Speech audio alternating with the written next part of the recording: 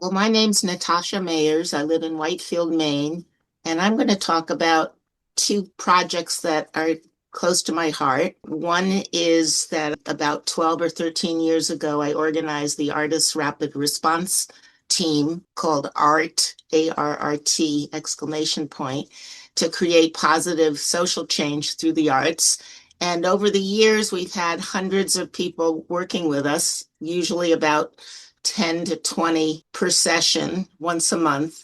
And we've made 4, 5, 600 banners and placards and props and costumes for all our favorite progressive groups in state and even some out of state.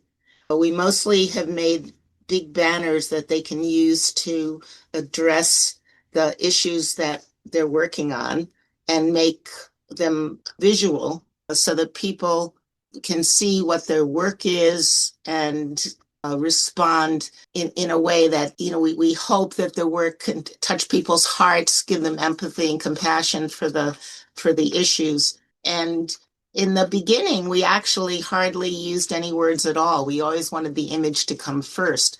But with things happening in the world right now, we seem to be using words way more. More people are coming to us, more groups, more individuals who are going to rallies and want to make placards about the issue that's most important to them. When we show up with big props, with costumes, and people get really energized. I think we capture and captivate people's attention and a strong presence by artists willing to put themselves out and to be silly or to be out there in a scary situation.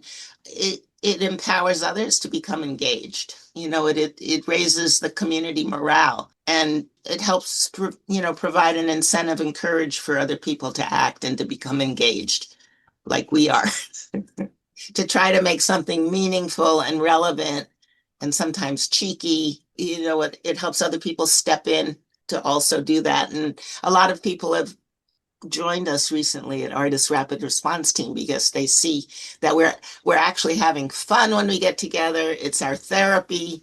We're doing something useful. We don't have to go to meetings. We can go and paint. And some of us go to a lot of rallies and other people don't. They'll just come and paint. So once a month, we get together and spend the entire day painting. And the best part of it is that it's a collaboration. We don't sign our work with individuals who've maybe made the designs. It's how we brainstorm for the first half hour or hour and break up into groups and work to create images and messages that are most compelling.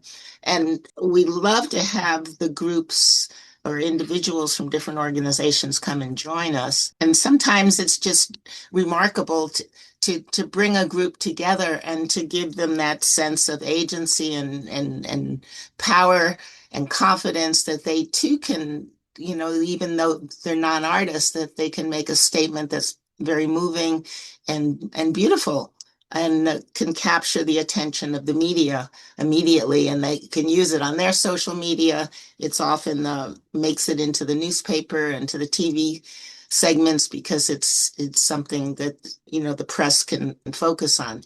Just for an example, we had a big group, 12 or 13 high school kids from the Somali Bantu organization. They have a farm and they have all sorts of social service work that they do and high school groups that meet. And those kids came 2 different sessions and made the most fabulous banners. And now, the Somalis in Lewiston, Maine are totally under attack by ICE.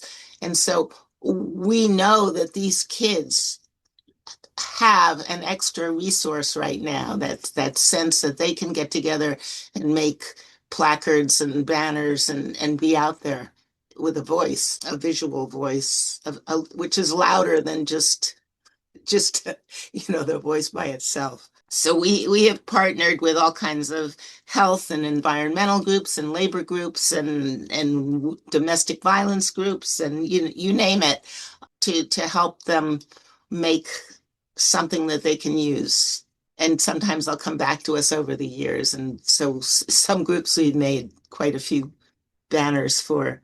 And then we work with some more local organizations who might have a campaign of yard signs around the county on particular issues like SNAP, the cuts to SNAP, or about the cuts to education funding.